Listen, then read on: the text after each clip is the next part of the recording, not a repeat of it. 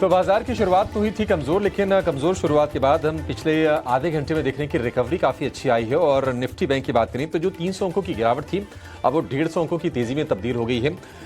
57,700 के आसपास Nifty bank कारोबार कर रहा है। हमने देखा था कि 57,200 के आसपास गिर के पहुंच गया था निफ्टी बैंक इंट्राडे में। निफ्टी अभी कोशिश कर रहा है अच्छी लोअर लेवल से हम देख रहे हैं कि तकरीबन 125 अंकों के आसपास की रिकवरी निफ्टी में आ गई है और इस वक्त 45 अंकों की गिरावट निफ्टी में रह गई है। जो सेक्टर बाजार में रिकवरी में सपोर्ट कर रहे हैं उनमें हम देख रहे हैं कि प्राइवेट बैंकों से सपोर्ट मिल रहा है, मेटल शेयर सपोर्ट करने काम कर रहे हैं। इसके अलावा हम देख रहे हैं कि ऑयल एंड गैस में भी सिलेक्टिव बाइंग आज के सत्र में हो रही है और निफ्टी का मिड कैप 100 इंडेक्स भी आ गया है हरे निशान में और फार्मा भी हरे निशान में टिकने की कोशिश कर रहा है। लेकिन IT, consumer durable, real estate ये कुछ शेयर्स हैं जहां पर आज हम देख रहे हैं कि बिकवाली का दबाव बना हुआ है और सबसे ज्यादा कमजोर है आईटी इंडेक्स। हालांकि आईटी इंडेक्स में भी लोअर लेवल से रिकवरी आ रही है, करीब 1.5% टूट गया था इंडेक्स। फिलहाल जो गिरावट है वो 1% से भी कम की रह गई है। तो बाजार में आपकी रणनीति क्या होनी चाहिए, इस पर तो हम चर्चा करेंगे। वायदा में कहां पर आपके अच्छे मौके बन रहे हैं इसके बारे में बातचीत करते हैं। चलिए अपने एक्सपर्ट को अपने साथ जोड़ लेते हैं। ग्लोब कैपिटल के गौरव शर्मा हमारे साथ जुड़ गए हैं आज आपको गाइड करने के लिए। गौरव जी बहुत शुक्रिया आपका समय देने के लिए। स्वागत है आपका 18 आवर्स स्वदेश पर।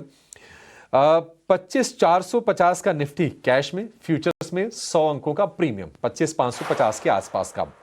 रिकवरी अच्छी है, मतलब जिन्होंने सुबह बाजार को देखा होगा और अभी देख रहे हैं 1 घंटे के ब्रेक के बाद बाजार की तस्वीर थोड़ी बदलती हुई दिखाई दे रही है। आप जरा बताइए कि क्या ये जो रिकवरी आ रही है क्या ये टिक पाएगी और इंडेक्स पर क्या व्यू बना रहे हैं आप? नमस्कार अभिषेक जी। बहुत शानदार रिकवरी आई है और तस्वीर ऐसा लग रहा है थोड़ी नहीं लगभग पूरी ही बदल चुकी है। केवल 50 पॉइंट, लेस देन 50 पॉइंट्स का नेगेटिव रह गया है निफ्टी इंडेक्स पे और अब गैप जोन में एंटर कर चुका है। मुझे पूरी उम्मीद है कुछ ही देर में ये हम 25,500 का आंकड़ा देखेंगे और वो गैप फिल होगा और उसके बाद बाजार में स्थिरता की आवश्यकता बनेगी।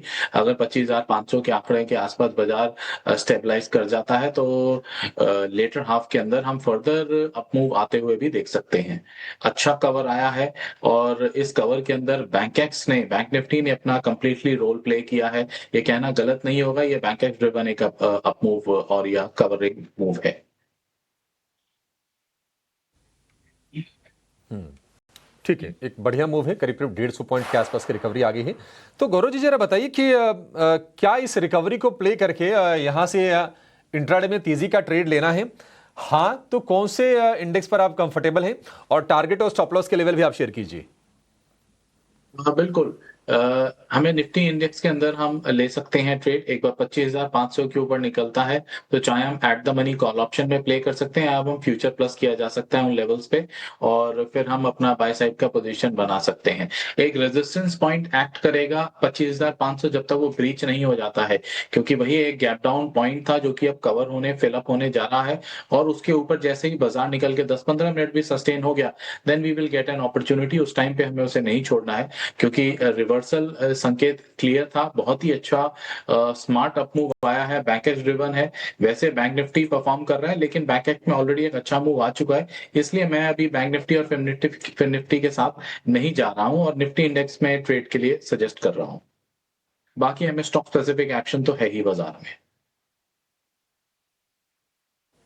ठीक है, तो बता दीजिए सर कि स्टॉक स्पेसिफिक जो एक्शन चल रहा है आपका कन्विक्शन क्या कह रहा है, क्या खरीदने या बेचने की आप सलाह दे रहे हैं? बिल्कुल, मैं भी बाय साइड की ही सलाह दूंगा। यहाँ पे एबी कैपिटल का शेयर मुझे काफी अच्छा लग रहा है। कॉल ऑप्शन के थ्रू उसके हम पोजीशन बना सकते हैं। स्टॉक अभी जिन लेवल्स पे चल रहा है लगभग मैं एट द मनी पुट का ही सलाह दे रहा हूँ। 335 का कॉल ऑप्शन करंटली 8 रुपए 40 पैसे के आसपास ट्रेड कर रहा है। बाय की सलाह होगी। 4 रुपए का एक स्टॉप लॉस लगा लीजिए एंड 15 रुपए तक के हम टारगेट एक्सपेक्ट कर सकते हैं इसमें सोमवार तक में। स्टॉक का अगर मैं एक मॉनेटरी फ्रंट पे भी आइडिया दे दूं व्यूअर्स को जिससे ट्रेड लेने में आसानी रहेगी। 3100 का लॉट साइज है एबी कैपिटल का, तो स्टॉप लॉस के अंदर अगर ट्रिगर होता है तो लगभग 12,865 का रिस्क है और रिवॉर्ड देखें 15 रुपए पे 21,235 रुपए का रिवॉर्ड एक्सपेक्टेड है। रिस्क रिवॉर्ड कितना है? कॉल के जरिए आपको एबी कैपिटल को प्ले करने की सलाह दे रहे हैं गुरु जी। और एबी कैपिटल रिकॉर्ड हाइस पर जाने के बाद थोड़ी बहुत सुस्ती आई लेकिन फिर से रफ्तार पकड़ता हुआ शेयर दिख रहा है। कैश में आपको फ्यूचर्स में 2% ऊपर ये दिखाई देगा लेकिन इसकी आपको ना 335 वाली एट द मनी आपको ऑप्शन खरीदनी है। ये फिलहाल टारगेट जो बनेगा वो बनेगा 15 रुपए का, स्टॉप लॉस अब लगा के चलिए 4 रुपए का। इस ऑप्शंस में आपके लिए रणनीति बन जाए। एक ही स्ट्रेटजी है गौरव जी, दूसरा कोई शेयर? अभी अभी दरअसल मैंने एक ही स्ट्रेटजी इसमें चुनी है एफएनओ के अंदर, क्योंकि जैसे मैं कह रहा हूं कि 25,500 का एक आंकड़ा है, एक बार वो सरपास हो जाएगा तो हमें एक क्लैरिटी मिल जाएगी। कहीं ऐसा ना हो वहां पे रेजिस्ट कर जाए और आज के दिन में वहीं बैठा रहे बाजार और वही अपना पीक बनाए, तो उसके ऊपर फिर हम अपनी पोजीशन बनाए तो ज्यादा बेहतर होगा। एग्रेसिव उस पॉइंट के ऊपर ही होना चाहिए। ठीक है, नहीं बढ़िया है, जहां पर कन्विक्शन हो और जहां पर एक्चुअल ट्रेड सेटअप अच्छा नजर आ रहा हो वायदा में, वहीं पर कोशिश करनी चाहिए। लेकिन चलिए आगे बढ़ने से पहले जरा ये देख लेते हैं कि आज वायदा में चढ़ने वाले शेयर कौन से हैं और कहां पर गिरावट हो रही है। फ्यूचर्स में अगर हम बात करें तो आज हम देख रहे हैं कि तेजी जो हो रही है, वोडाफोन आइडिया करीब 4% ऊपर है। बीएसई में बढ़िया मूव है करीब 3% के आसपास का। अडानी एंटरप्राइजेज के नतीजे आए थे, करीब 3% ऊपर ये है। और मेटल शेयरों में हम लोअर लेवल से हम रिकवरी देख रहे हैं और मेटल में हम देख रहे हैं कि करीब नाल्को 2.5% ऊपर कारोबार कर रहा है। श्रीराम फाइनेंस करीब 2% ऊपर। ये कुछ ऐसे शेयर्स हैं जहां पर आज के सत्र में तेजी हो रही है। लेकिन जहां पर गिरावट है, एबीबी में कल भी हमने गिरावट देखी और ये शेयर आज भी गिरावट का शिकार हो रहा है, 5,000 रुपए के आसपास है। आज तो गिरावट काफी ज्यादा सीवियर है। 4,962 का इसने लो बनाया है। इसके अलावा हम देख रहे हैं कि भारतीय एयरटेल, सिंगटेल ने अपनी हिस्सेदारी बेची है, बड़ी ब्लॉक डील हुई है, शेयर में डिस्काउंट पर ब्लॉक डील हुई थी और शेयर थोड़ा सा नीचे आ रहा है। बड़ा निवेशक निकलता है तो थोड़ी सी निवेशकों में चिंताएं बढ़ती है, बट ये भी ध्यान रखिए कि कोई ना कोई इसको ले भी रहा होगा ब्लॉक डील में। कोई अच्छा इतनी बड़ी साइज की अगर इक्विटी एक्सचेंज हो रही है तो कोई बड़ा निवेशक ही आया होगा। लेकिन ये कि हाँ, सेंटीमेंट थोड़े से वीक है, 4.5% नीचे ये शेयर कारोबार कर रहा है क्योंकि डिस्काउंट पर डील हुई है। साइंट कमजोर है, आईटी में 3%, एनएचपीसी में कमजोरी है, जुबिलेंट फूड में हम कमजोरी आज के सत्र में देख रहे हैं, करीब करीब 2-2.25% के आसपास का। राय आपसे चाहिए गौरव जी हमें, जिस शेयर पर जहां पर तेजी आज हो रही है, बीएसई पर आपसे व्यू चाहिए। करीब 3% ऊपर बीएसई, क्या और चल पाएगा शेयर ये? बिल्कुल अभिषेक जी, बीएसई का जो प्राइस पॉइंट जहां पे अभी ट्रेड कर रहा है ये अपने ब्रेकआउट पॉइंट जोन के बिल्कुल नजदीक है। अगर मैं बिल्कुल प्रिसाइज होके बोलूं तो 2567, तो हम इसे 2570 का ब्रेकआउट पॉइंट मान के अगर चल लें तो बिल्कुल उसके काफी नजदीक ही है।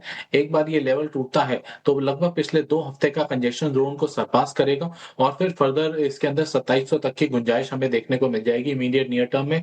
स्टॉप लॉस भी तब काफी नजदीक ही होगा, 2460 रुपए का। ठीक है, 2460 रुपए का स्टॉप लॉस होगा। अब ये भाव आप कैश के बता रहे हैं गौरव जी या फ्यूचर के? ये कैश का भाव था और अगर फ्यूचर्स के अंदर हम ठीक देखें, है, रुपए का स्टॉप लॉस लगा के। Give me a second. हाँ, मैं फ्यूचर्स के भाव भी दे देता हूँ इसके अंदर, स्टॉप लॉस पॉइंट के लिए थोड़ा इंपॉर्टेंट हो जाता है भाव प्रिसाइज होना। फ्यूचर्स में भी जी सिमिलर लेवल पे ही है, कोई खासा डिफरेंस नहीं है। 2460 का ही फ्यूचर्स में भी स्टॉप लॉस ले सकते हैं एंड जी, same is the target price. ठीक है, 2460 के स्टॉप लॉस के साथ आप बीएसई को ट्रेड कर सकते हैं। पेटीएम में कल हमने तेजी देखी और आज शुरुआत थोड़ी सी सुस्त हुई थी पेटीएम की, लेकिन अब 1% से 1.25% ऊपर ये फ्यूचर्स में आपको दिखाई देगा। 1338 रुपए के आसपास के भाव हैं। पेटीएम में क्या कोई तेजी का ट्रेड आपके हिसाब से गौरव जी बन रहा है क्या? क्या करना चाहिए इसमें? अभिषेक जी, कल एक बहुत शानदार मूव हमने देखा जिसे हम वैल्यू बैंक बाइंग कहते हैं और उसके चलते ये अपने नए उच्चतम स्तर पे पहुंचा और आज फर्दर उस मूव को एक्सटेंड कर रहा है। अगेंस्ट द मार्केट होल्ड किया था इसने और अपना आगे बाजार जब रिकवर हुआ तब इसके अंदर हमने अप मूव कंटिन्यू होते हुए देखा। दोनों ही दिन का मूव अच्छा है, पॉजिटिव है, जो एक सुदृढ़ता से ऊपर बढ़ने का इशारा दे रहा है। बाय साइड का पोजीशन बनाना चाहिए, चाहे एट द मनी के हिसाब से कॉल ऑप्शन पे देखें, चाहे फ्यूचर लॉन्ग करें, चाहे कैश में, जिस तरीके से भी व्यूअर चाहें इसमें अपनी पोजीशन बनाई जा सकती है। 1300 रुपए का एक स्टॉप लॉस जरूर मेंटेन कर लें ट्रेडिंग पोजीशन के लिए। 1300 रुपए का स्टॉप लॉस होगा। टारगेट क्या होगा गौरव जी? हम एक्सपेक्ट कर सकते हैं इसके अंदर यहाँ से टारगेट लगभग 1450 तक के टारगेट एक्सपेक्ट कर सकते हैं, क्योंकि रिसेंट मूव का जो ब्रेकआउट आ रहा है वो लगभग 200 पॉइंट के कंसोलिडेशन का ब्रेकआउट है। तो मैं कंजर्वेटिव भी लेके रहूं तो भी 1450 तक का मूव एक्सपेक्ट कर सकते हैं इस महीने के एंड तक। अच्छा, इस महीने के एंड तक, ठीक है, अभी तो नवंबर बचा ही हुआ है, इस महीने के एंड तक 1450 के टारगेट आप उम्मीद करके चल सकते हैं। ये पेटीएम के शेयर को लेकर व्यू है आपके लिए। लेकिन गौरव जी, साथ साथ ना आप जब स्टॉप लॉस दीजिए तो टारगेट बताते जाइए, फटाफट वो काम हम करते जाएं, क्योंकि शेयरों की लिस्ट थोड़ी लंबी है। और चलिए आगे बढ़ते हैं और अब जरा बातचीत कर लेते हैं कि वायदा में हो क्या रहा है, कहाँ पर लॉन्ग बिल्डअप है, कहाँ पर शॉर्ट्स हो रहे हैं, कहाँ पर लॉन्ग अनवाइंडिंग है, कहाँ पर शॉर्ट कवरिंग हो रही है। ये तमाम चीज़ें दो दो चार चार शेयर हम समझ लेंगे और जहाँ पर ट्रेड बनेंगे उनकी बातचीत हम जरूर करेंगे गौरव जी से। और शुरुआत करेंगे उन शेयरों से जहाँ पर एफएनओ में हो रही है ताज़ा खरीदारी।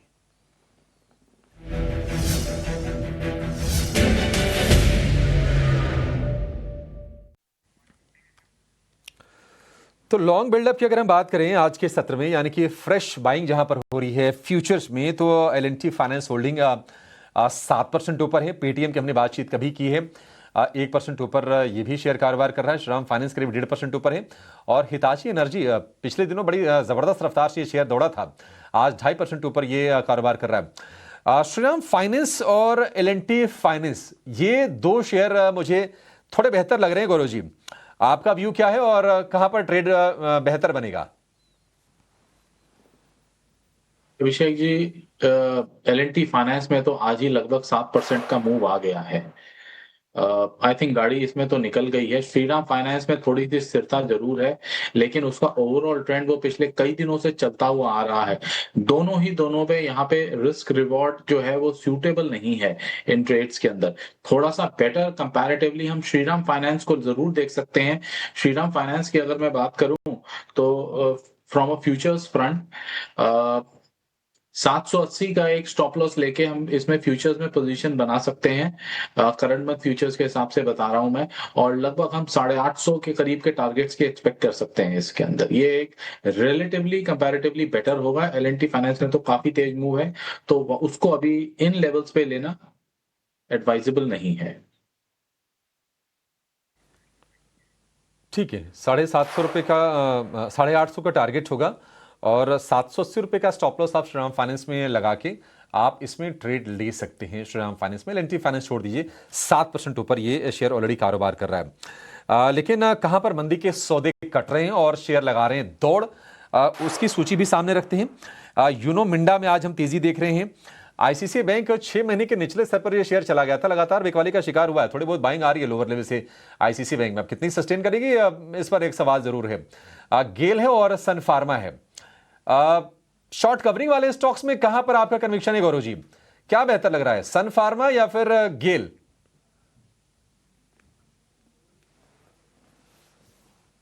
Just a second.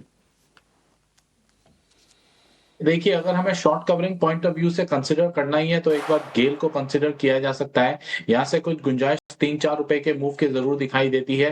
गेल का फ्यूचर्स के लेवल की अगर हम बात करें तो करंटली 181 रुपए के आसपास ट्रेड कर रहा है। स्टॉप लॉस लगाएं 178 रुपए का, और इसके अंदर आप 184 से 186 के लिए बेट किया जा सकता है। ठीक है, 184 से 186 के लिए बेट कर सकते हैं, या 178 रुपए का स्टॉप लॉस लगा के आप गेल के शेयर में चलिए। हल्की सी तेजी फिलहाल दिखाई दे रही है, इसमें हो रही है शॉर्ट कवरिंग आज के सत्र में। लेकिन अब जरा ये तो तेजी वाले शेयर हो गए जहां पर फ्रेश लॉन्ग हो रहे हैं और शॉर्ट कवरिंग हो रही है। लेकिन कहां पर तेजी के सौदे कट रहे हैं, लॉन्ग के अनवाइंडिंग कहां हो रही है और कहां पर फ्रेश शॉर्ट बिल्डअप होते हुए हम देख रहे हैं, उनकी करेंगे बातचीत अब।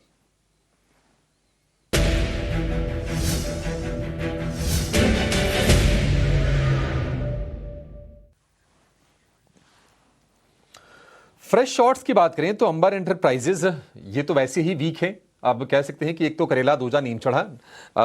जो नतीजा है वो भी कमजोर आ गया अंबर एंटरप्राइजेज की, और हर पैरामीटर पर कमजोर आए, घाटा भी पोस्ट कर दिया कंपनी ने। तो ये कमजोरी इसमें है। एबीबी में कमजोरी हम देख रहे हैं। कल भी ये शेयर कमजोर था। पीजे इलेक्ट्रोप्लास्ट अब इसी सेम सेगमेंट की कंपनी है, ईएमएस वाली कंपनी ये भी है, कॉन्ट्रैक्ट मैन्युफैक्चरिंग करती है इलेक्ट्रॉनिक्स की। और भारतीय एयरटेल में अब चूंकि एक बड़ा निवेशक है, उसने अपनी स्टेक बेची है ब्लॉक डील के जरिए, तो यहाँ पर आज हम थोड़ा माहौल खराब होते हुए देख रहे हैं। कहीं पर फ्रेश शॉर्ट करना है गौरव जी, या फिर कॉन्ट्रा ट्रेड किसी स्टॉक में आप लेने की सलाह देंगे? नहीं अभिषेक जी, अभी जो भी हमने 4-5 शेयर बोले हैं, whether it is Amber, Bharti, ABB और पीजी इलेक्ट्रोप्लास्ट, इन सभी का मूव न्यूज़ ड्रिवन है, चाहे वो रिजल्ट हो, चाहे वो ब्लॉक डील हो। देयरफॉर इस चीज़ पे एनालाइज़ करना कि यहाँ पे एफओ का पोज़ीशंस जो डिस्टर्ब हुआ है, मैं ये कहूँगा बिल्ड नहीं हुआ है, वो किसी न किसी न्यूज़ की वजह से डिस्टर्ब हुआ है, देयरफॉर अभी उन्हें अवॉइड करना बेहतर होगा। एक शेयर जो मेरे सामने अभी-अभी आया है शो के दौरान ही, वो है AU small finance bank.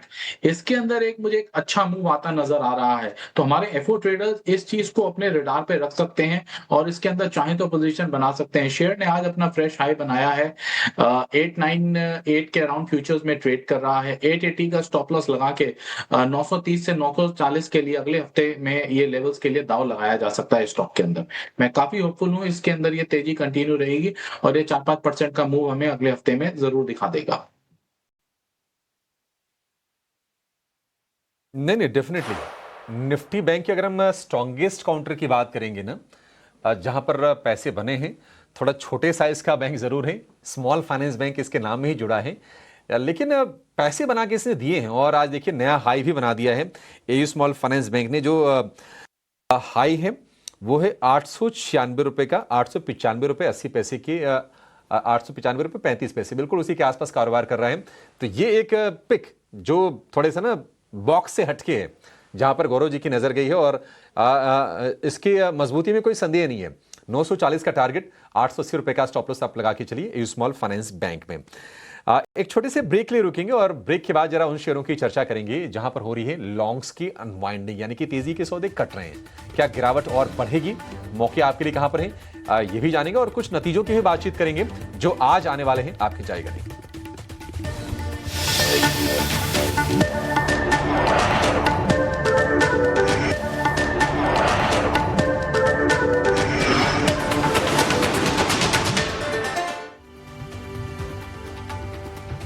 Break के बाद आपका स्वागत है एफएनओ जंक्शन में। बाजार में हम देख रहे हैं कि लोअर लेवल से बहुत ही अच्छी रिकवरी आई है और निफ्टी की जो गिरावट है वो रह गई है 60-70 अंकों के आसपास की, और निफ्टी बैंक बाकायदा हरे निशान में आके अब 150 अंक ऊपर कारोबार कर रहा है। ब्रेक से पहले हमने जाने कि कहां पर तेजी के सौदे हो रहे हैं बाजार में, कहां पर शॉर्ट्स कवर हो रहे हैं, कहां पर फ्रेश लॉन्ग बन रहे हैं, लेकिन बातचीत जरा करते हैं कि कहां पर तेजी के सौदे कट रहे हैं, कहां से थोड़ा भरोसा घट रहा है ट्रेडर्स का।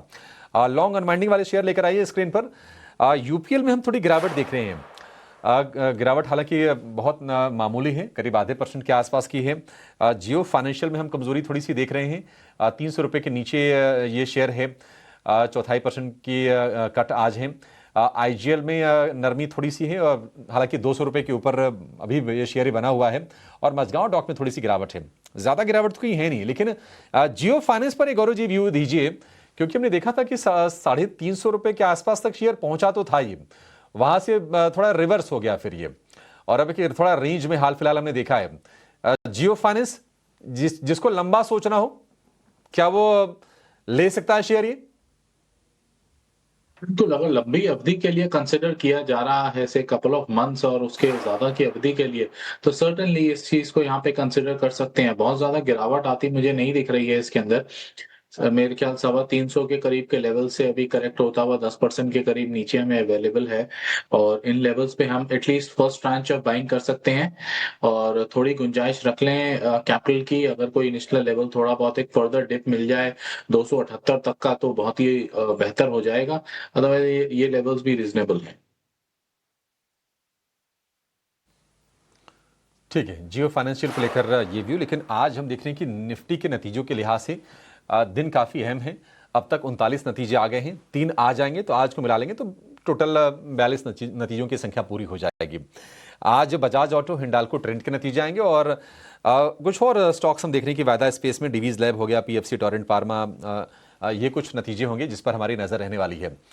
लेकिन ट्रेंड के नंबर्स कैसे आएंगे? नंबर से पहले हालांकि हम देख रहे हैं कि शेयर थोड़ा सा ना लैकलस्टर वीक रहा है, लेकिन रिजल्ट से उम्मीदें क्या हैं जरा ये समझ लेते हैं। हमारी सहयोगी स्नेही हमारे साथ जुड़ गई हैं नतीजों का अनुमान लेकर। स्नेही, बताइए किस तरह के नतीजों की उम्मीद हम करके चलें और ट्रिगर्स क्या होंगे यहां से? जी बिल्कुल, ट्रेंड जो एक रिटेल निफ्टी कंपनी है अपने अर्निंग्स डिक्लेयर करने जा रही है और अगर स्टैंडर्ड ऑन ईयर बेसिस पर देखें तो काफ़ी डिसेंट आंकड़े हैं, पर जो हम रेवेन्यू ग्रोथ में जो कट देख रहे हैं पिछले कई क्वार्टर्स से वो बरकरार रहेगा। स्टैंडर्ड ऑन ईयर बेसिस पर मैनेजमेंट ने अपने Q2 अपडेट में कहा था कि रेवेन्यू फ्रॉम सेल्स आएगा 5002 करोड़ पर। हमारी उम्मीद थी रेवेन्यू देखने की 4792 करोड़ पर, तो हमारी उम्मीद से हल्का सा बेटर देखेंगे कि फाइनल आंकड़ा क्या आएगा। एबिटा की उम्मीद है 781 करोड़ पर, लगभग 22% का अपटिक है ईयर ऑन ईयर बेसिस पर। नेट प्रॉफिट की बात करें तो 430 करोड़ पर हमारी नज़र है, लगभग 2% का अपटिक, कुछ खास नहीं यहाँ पर। मार्जिन्स के बारे में बात करें तो थोड़ी स्ट्रेंथ बनती हुई दिख रही है यहाँ पर। हमारा अंदाज़ा है 16.3% कंपेयर टू 15.9%, लगभग 40 बिप्स का एक अपटिक जो हम ईयर ऑन ईयर बेसिस पर देखने की आशा कर रहे हैं। अगर मैनेजमेंट के Q2 अपडेट के बारे में बात करें तो स्टोर ओपनिंग के दम पर उन्होंने सेकेंड क्वार्टर में वेस्ट साइड में 13 और जूडियो में 40 स्टोर खोले हैं, तो इसका भी कोई पॉजिटिव इम्पैक्ट होना चाहिए अर्निंग्स पर। हमारी की उम्मीद है कि जो स्टोर एडिशंस हुए हैं उनसे रेवेन्यू में बहुत एक मदद मिल जाएगी। रेवेन्यू पर स्क्वायर फीट दूसरी ओर 13% नीचे हो जाएगा। एरिया ग्रोथ में 3% का अपटिक रहेगा और रेवेन्यू ग्रोथ जो है वो एरिया ग्रोथ से कम रहेगा। डिविडेंड इनकम जो उन्हें अपने इंडिटेक्स के जॉइंट वेंचर से मिली है उसके दम पर अदर इनकम का जो सेगमेंट होता है P&L में, उस पर इसमें काफ़ी अच्छा बूस्ट हम देखने की उम्मीद रख सकते हैं। अगर हम ओवरऑल बेसिस पर बात करें तो जब आंकड़े आ जाएंगे तब ज़रूरी रहेगा उनका SSSG ग्रोथ और उसकी कमेंट्री देखना। Demand outlook, metro, tier 1, tier 2, tier 3 cities से क्या डिमांड ट्रेंड्स है ये देखना, फेस्टिव सीजन पर उनका आउटलुक और स्टोर एक्सपेंशन पर गाइडेंस, ये सारे फैक्टर्स बहुत ही ज़रूरी रहेंगे। तो ओवरऑल ट्रेंड के सेकंड क्वार्टर के लिए कुछ खास देखने की उम्मीद नहीं है, कुछ बहुत अच्छा नहीं, कुछ बहुत बुरा भी नहीं, बट जी हाँ, जो रेवेन्यू ग्रोथ में हम एक डाउनवर्ड ट्रेंड देख रहे हैं उसे एक बार फिर बरकरार देखने की उम्मीद है। ठीक है, तो ट्रेंड के नतीजों को लेकर क्या अनुमान है ये सामने रखा है स्नेही ने, और शेयर हम देख रहे हैं कि सपाट कारोबार कर रहा है। 4,675 रुपये का भाव है ट्रेंड का। चलिए शो को यहाँ पर समाप्त करने का समय हो गया है। निफ्टी की जो गिरावट है करीब 80 अंकों के आसपास की है। निफ्टी बैंक हम देख रहे हैं कि 125 अंकों पर है। थोड़ी देर पहले हम देख रहे थे करीब 170-80 अंकों के आसपास की तेजी थी। तो रिकवरी तो लोअर लेवल से आई है, लेकिन अब यहाँ से रिकवरी बढ़ते हुए दिखाई दे नहीं रही है। निफ्टी बैंक में आज हम देख रहे हैं कि सबसे ज़्यादा जो शेयर कमज़ोर है वो है SBI का, करीब 1% नीचे आपको ये शेयर दिखाई देगा। चलिए इसी के साथ इस शो को यहाँ पर समाप्त करते हैं। गौरव जी, बहुत शुक्रिया आज समय देने के लिए और तमाम स्टॉक पर अपनी राय हमसे साझा करने के लिए। छोटा सा ब्रेक के बाद आपके सवाल जवाब का सिलसिला योर स्टॉक्स में आपके जाएगा नहीं। नमस्कार।